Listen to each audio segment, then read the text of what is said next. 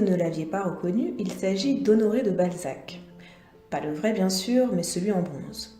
Le vrai étant un écrivain français du XIXe siècle, auteur de romans, de contes, d'essais, de pièces de théâtre, il a exploré de nombreux genres littéraires et a fait de son œuvre une collection colossale de 90 nouvelles et romans qui se compilent dans la comédie humaine.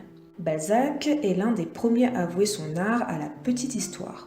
Il raconte toutes les couches sociales en commençant par les plus modestes. Il est également l'auteur d'une 25aine d'ébauches et a publié dans sa jeunesse sous un pseudo.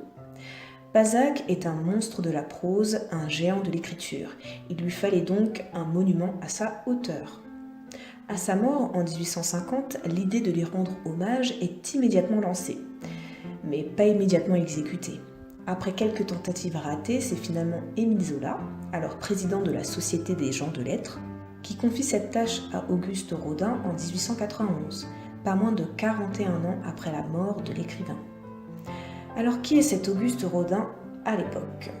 Rodin s'est illustré en 1877 avec sa première œuvre, L'Âge d'airain, une sculpture si réaliste et si proche du modèle d'origine qu'on soupçonna le sculpteur de n'avoir fait que couler du plâtre directement sur le modèle pour créer sa sculpture. Qu'importe, Rodin dément, et malgré ce scandale à la fois vexant et flatteur de par la vitalité qu'on reproche à sa statue, il démarre une carrière très productive, riche en sculptures, dessins et photographies. Les attentes sont immenses, le projet est attendu depuis longtemps et il s'agit du portrait d'un grand nom français. Il faut rendre hommage au génie de Balzac. C'est ce que représentera l'artiste avec ce bronze de 2,70 m de haut. Mais devinez quoi ? L'œuvre choque, rien ne va.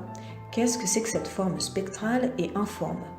Balzac est écrivain, et c'est même un des plus grands. Où sont sa plume, son fauteuil, son carnet, son stylet ?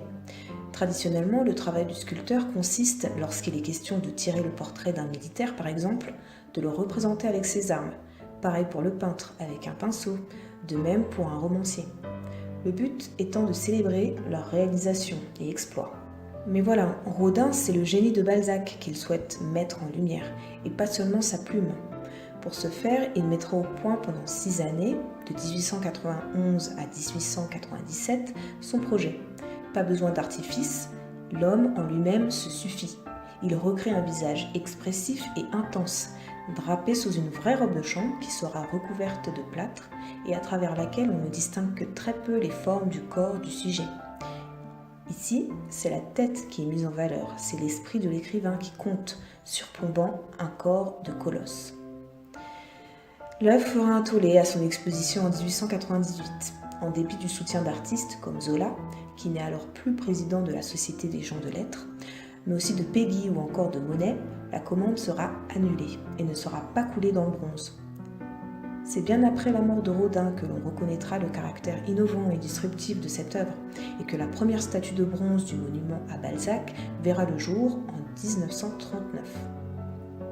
Soit 22 ans après la mort du sculpteur, 42 ans après qu'il ait fini sa statue et pas moins de 89 ans après la mort de l'écrivain Honoré de Balzac, à qui on voulait rendre hommage, je vous le rappelle, dans l'immédiateté.